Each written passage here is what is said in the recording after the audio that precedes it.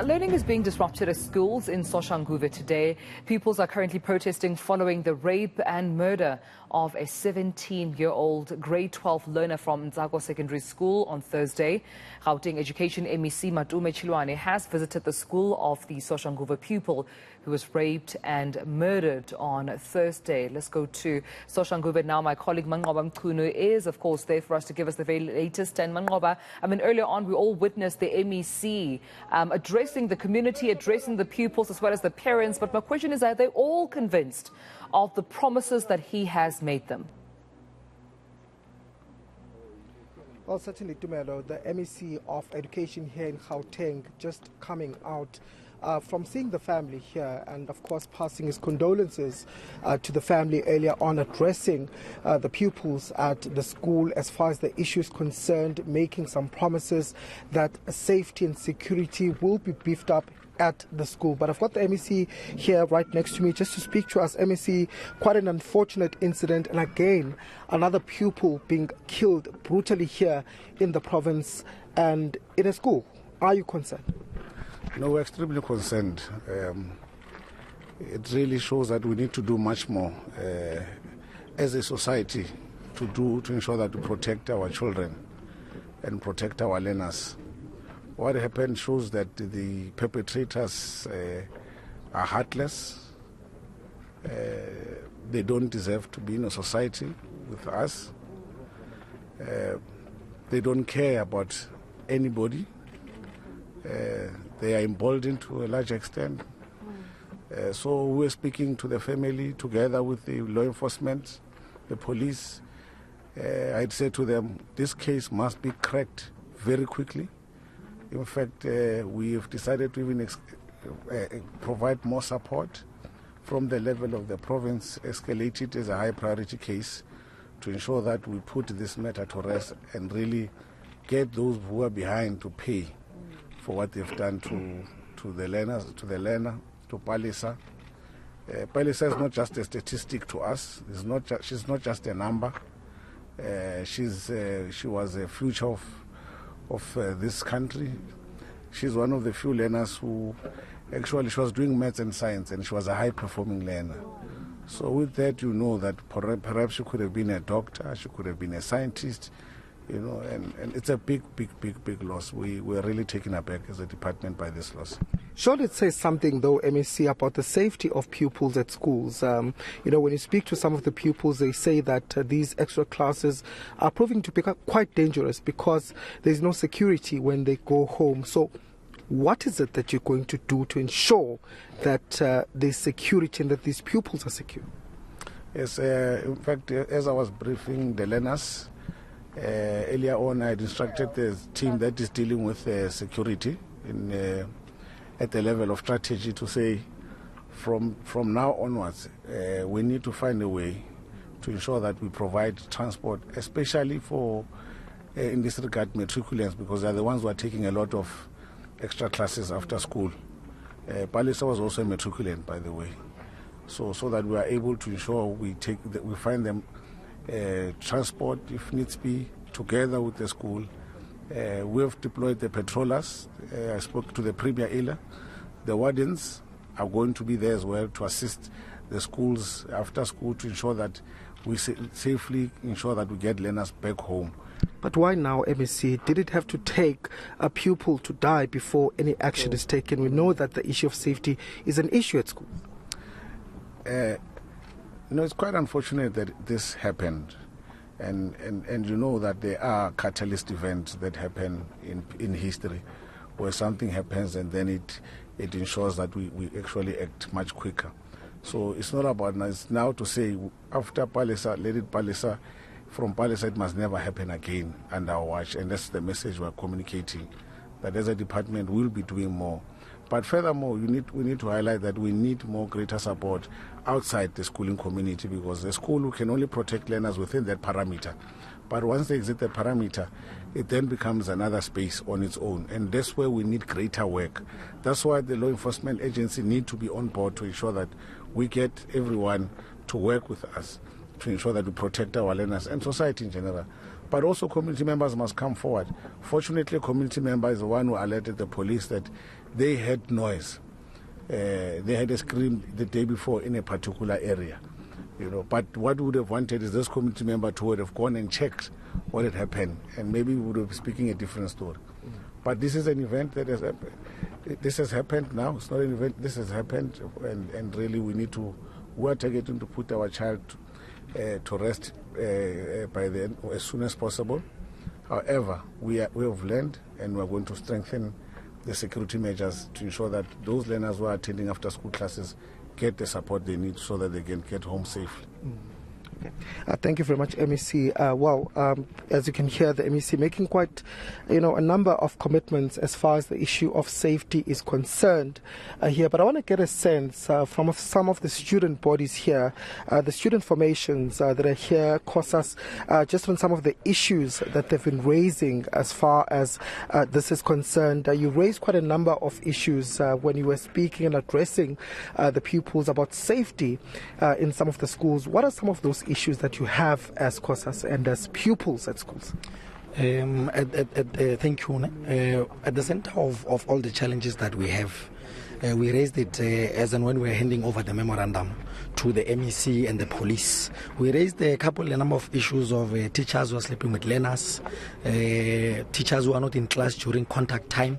That is why we resort to a point of extra classes. Because if teachers were doing what they're supposed to be doing during the 8-hour period, we're not going to be needing extra classes. And you can't say a learner must come to school at 6:45 and leave at 7:30 later on. The concentration span of a learner is affected in the main.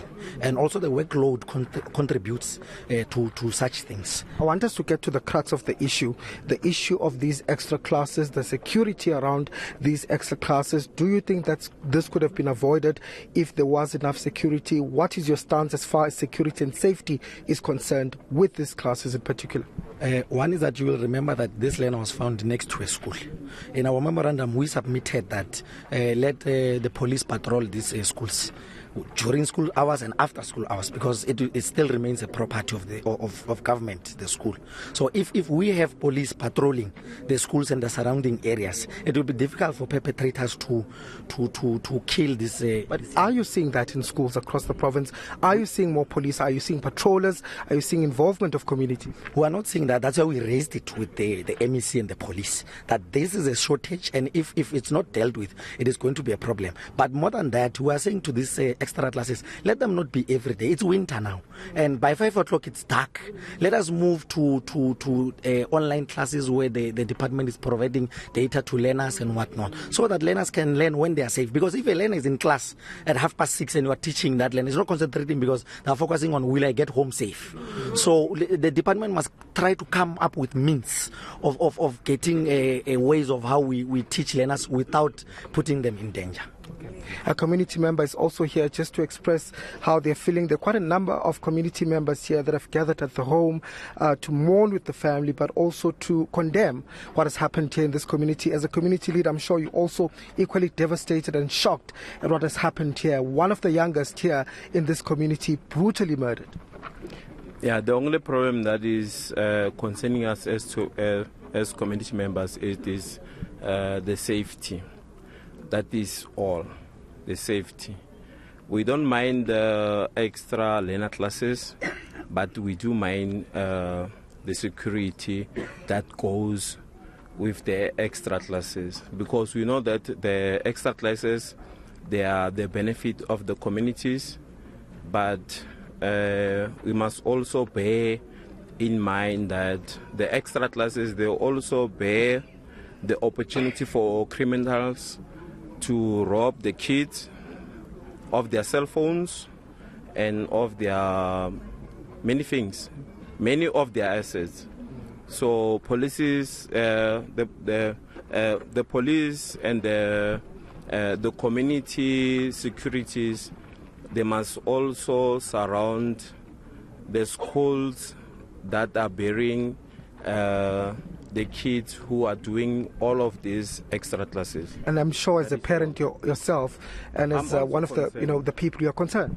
I'm also concerned. That is why I am here. I'm also concerned that you will raise a kid from being 1 month old up until he is 17 or 18 years old, and then he or her life is taken so easily as Palisa's life was taken. Palisa's life was taken so easily, guys. We must not dispute that. Palisa's life was taken so easily, and it could have been avoided in so many ways if we could have had a governing body that was responsible, that was accountable, because the main street that Palisa died on, you can go there now on, it is messed up. There's bushes everywhere. There's no lighting. That is the truth. Like, we are not sugarcoating the truth. There are no lighting. When it's low load shedding, even it is even far more worse. So that is our truth as residents of Soshanguve. Okay, so many issues that you're raising. We are not going to sugarcoat it. Yeah, so it's bad. It's bad. It's bad. It's bad. It's bad. It's bad. If we had street lights, if we had visible policing, it would have been better. Even better, grass cutting. Grass cutting, a simple thing as grass cutting, it would have been better.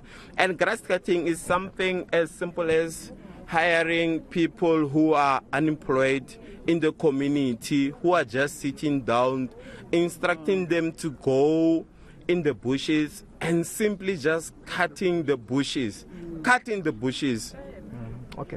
All right. I'll have to hold it there because of time. Thank you very much. That was one of the community members who was just speaking to us, just expressing their shock and dismay at the incident that has occurred here. I can tell you that there are quite a number of community members from all over this particular section, HH of Soshanguve, neighbors. They are also concerned, relatives that are here, but also community leaders and activists are here who are raising some of the issues as far as safety is concerned.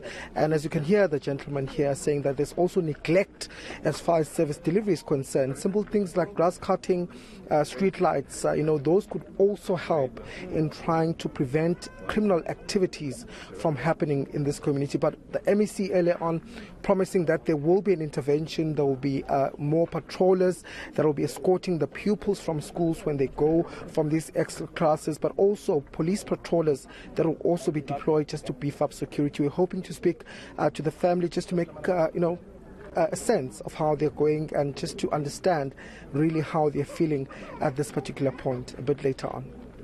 I mean, one can only imagine what the family is going through right now. Just looking at the emotions that are running high with community members alone, with COSAS, of course, calling for, the likes of virtual learning as well to assist during these winter times because it gets dark really quickly. Just as some of the interventions, you can only imagine what Palisa's family is going through, and colleague would leave you to it as you try to establish that conversation with Palisa, 17-year-old raped and murdered in Soshanguve from school, Ntsako Secondary School. She was attending extra lessons there as a matriculant on her way home, and that's where she met and her untimely death. This is so tragic. It was avoidable, rather. It was avoidable, as one of the community members said, that it takes a simple thing like cutting grass so that it's not as dodgy and dark and dangerous for these young pupils. That's Manqoba Mchunu for us out in Soshanguve regarding these very tragic news.